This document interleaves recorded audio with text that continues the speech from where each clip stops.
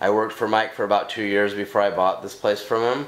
The history of the shop is it opened December 6, 1941, the day before the bombing of Pearl Harbor, and I'm the third owner, and so it's always been a barber shop. It's the longest continually operated business in Morro Bay, so it's been the cornerstone of the community for 77 years. Basically, how I got into barbering is when I was a kid, I used to go in the barber shop and hang out and sweep the floors, and I was always interested in it. So starting in about 6th or 7th grade, my brother and I started cutting each other's hair, and I started cutting some of the neighborhood kids' hair and friends' hair. And I was living in Las Vegas, and the economy crashed there. Basically, I didn't want to raise my kids in Vegas. I wanted to move here. I had a friend who owned a barber shop in Morro Bay, and I used to cut his hair when we were kids, actually. He said if I went to barber school that he would hire me, so I moved here. I still had my business in Las Vegas, and I went to barber school in Sacramento, so I was doing the back and forth thing, going between here, where my family was, Sacramento for barber school, and then Vegas to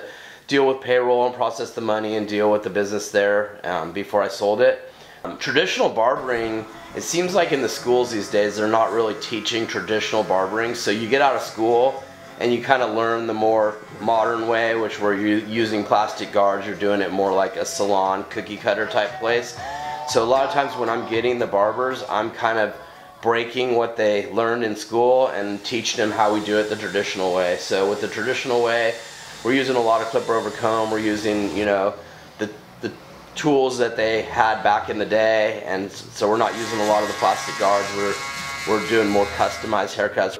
From there, we built this shop into a 2-chair shop, and then took over one in North Morro Bay, and basically been going strong ever since.